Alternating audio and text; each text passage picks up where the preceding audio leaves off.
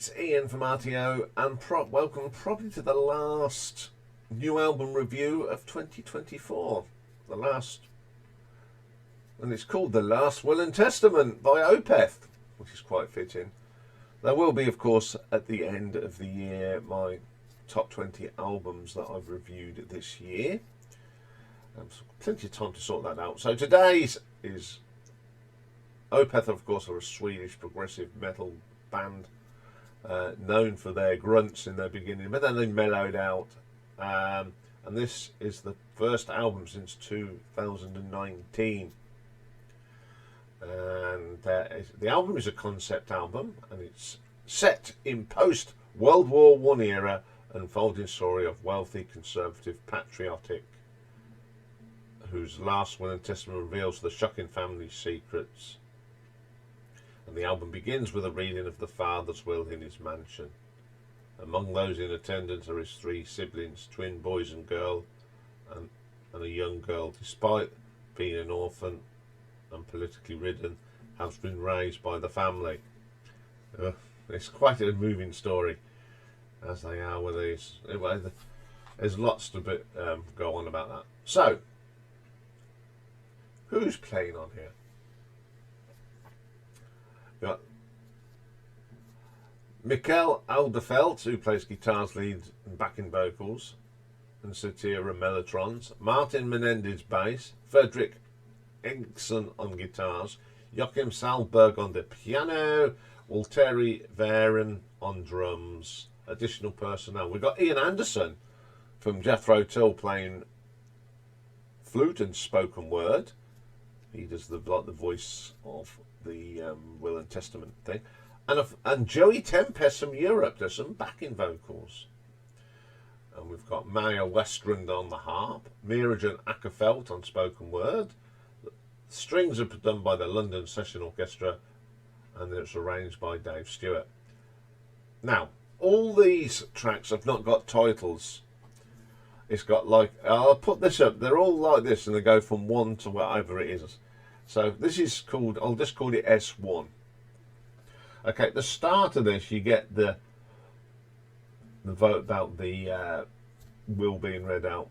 You get a little bit of the grunt, like you did in the old days. It works. Having Ian Anderson, he's got a lovely voice at the spoken word.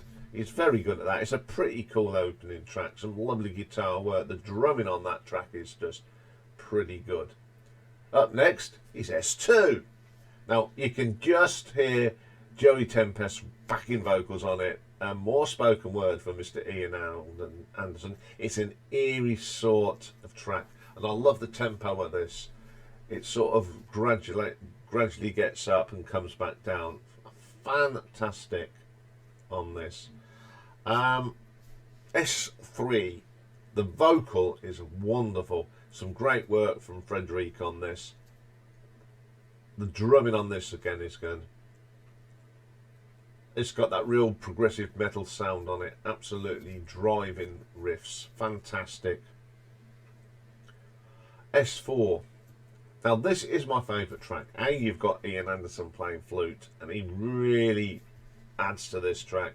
The whole structure of this track is fantastic, from the guitars to the drums, the bass line, with them little bits of strings coming on. It is a fantastic track. I love the string arrangement on this, very, very good. S5, we got more grumping. Now, back in the old days, it was really wild, but this is a more controlled, mature grunt. And it adds to it because you've got strings and the drums. Just have that little grunt running through it. It's got so much atmosphere. S6, probably my second favourite track on here. It's brilliant stuff. This got this great proggy sort of keyboard swells. I like how in this one it stops and starts, but it doesn't stop the flow of the song. Very clever how they done that. I don't know how they done it, but it just didn't feel like it's too. When songs like that happen on other I've heard, it sounds like it's two songs stuck together. This isn't. This flows, even though you've got that stop-start feel to it. Excellent track. Then we have S7. This is a good old grunt. That lovely double bass drum on there. You can hear it, and it's got probably the best guitar solo on the album. It's just a killer track. Then we got the last one, which isn't called an S thing, it's just called a Story Never Told. We've got some Iain Anderson on it. We've got a great vocal from Mikkel. The piano on this is fantastic as well. It's a really nice soothing track to end the album. Now this was one of them other anticipated albums of the year. You know, Opeth put out a new album.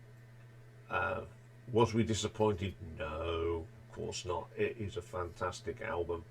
They're continuing. I like what they've done. They've brought back some of their old style and mixed it with their new sort of sound that they have developed.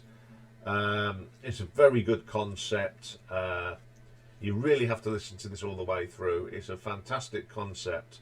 There's lots of grunts, and you've got that melodic piano on it, some great string arrangements.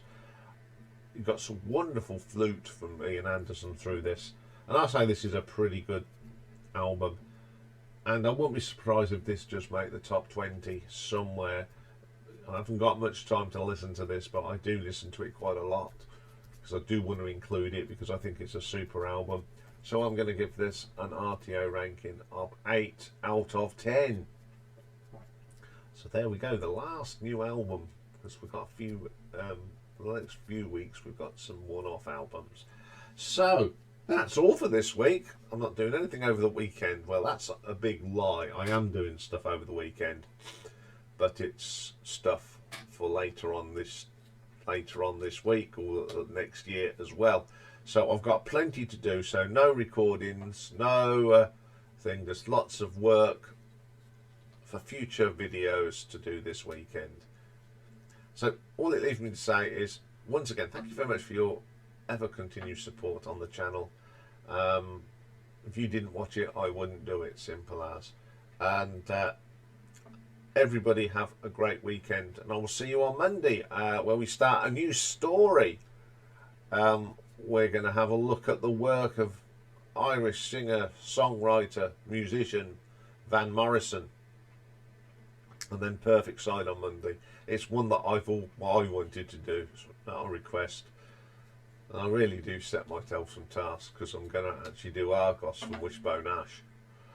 Yeah, tough. So have a great weekend, everyone, and we'll see you all on Monday. Bye for now. And that noise was Rocky moving. Sorry, folks. Bye for now.